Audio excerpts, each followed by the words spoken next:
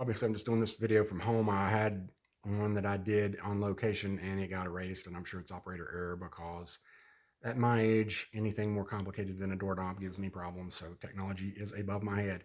But anyway, I'll tell a little story of a community in McDowell County, West Virginia called Skygusty.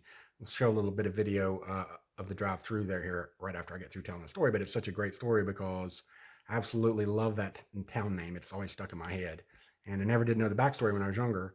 So I was really thrilled to find out that it actually does have a really good backstory. And I'm about to tell it to you.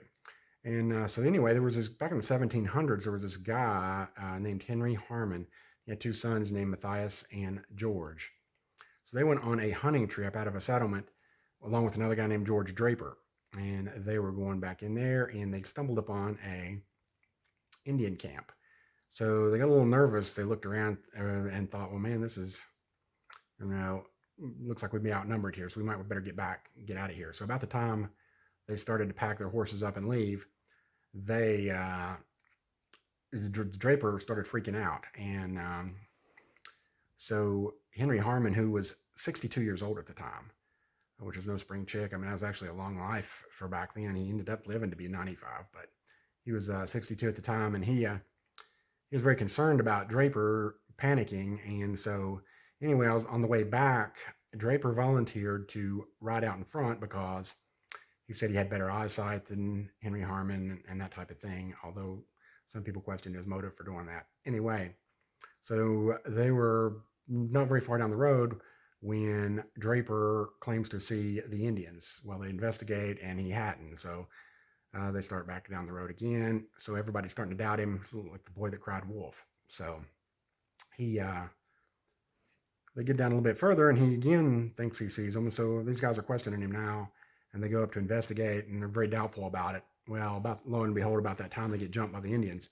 And so Harmon and his sons are dismounted from their horses, and then Draper takes off. He skedaddles and tries to get away. And so it's these three Harmons left to fight these Indians. It would end up being 7 of them. And the Indians had, some of them had bow and arrows, some of them had tomahawks, some of them had guns. And so the Harmon guys all had their guns, and so they had to stand off.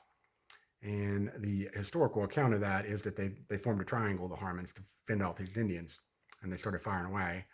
Well, they battle for a while, and ends up that Harmon, the elder Harmon, gets hit with an arrow, and it lodges a little bit below his rib. And anyway, the Harmons fire back, and they end up killing a couple of the Indians, including the leader.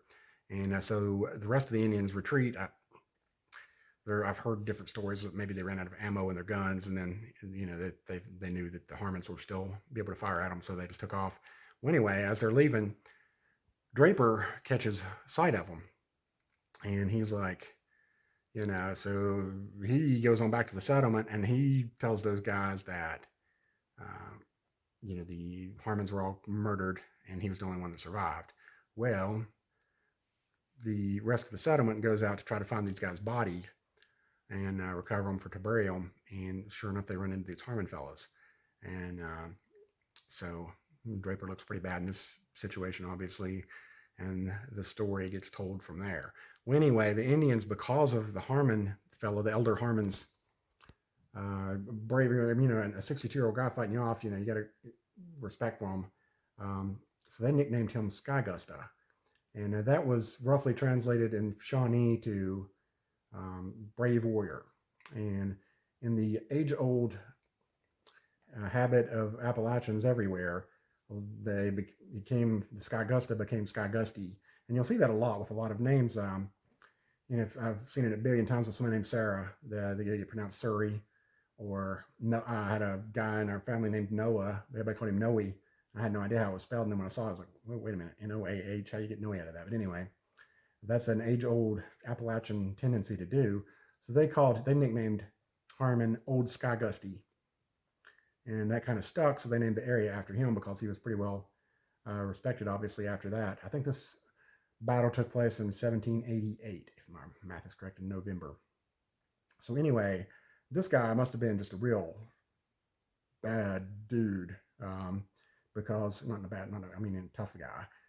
Because supposedly he said after it was over that and he's hit there with this arrow stuck in him, and he was saying, well, we whipped him, give me my pipe.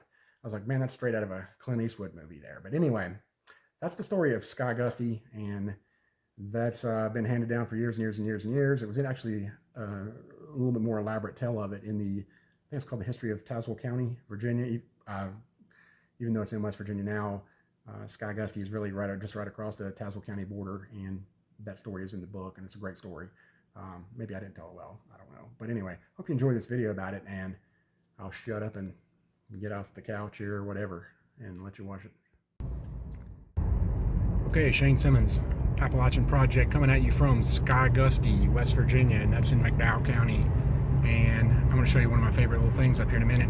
I took a picture of this and posted it on our Facebook page a few years ago, and man, it got killer response. I didn't think that many people would remember it, but there's this little convenience store up here that's still standing. But again, Skygusty is not really a town per se, it's more of a community.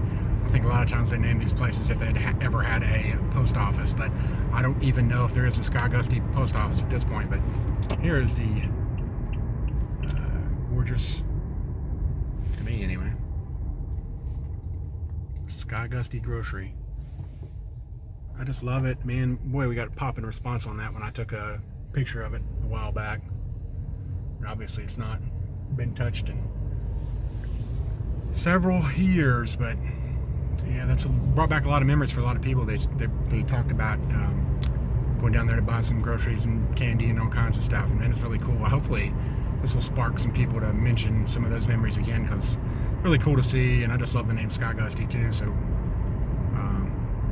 I remember when I worked at First Community Bank, I remember having some clients in this area, and at that time I had never been. But Ginseng Hollow Road, yeah, ginseng's a huge crop up through here too. So that's a little look at Skygusty. I don't know where it begins and ends, to be honest with you, and I'm sure somebody else can point that out a lot better than I can, but a lot of these communities just run right smack in from one to another, so that's kind of what happened there.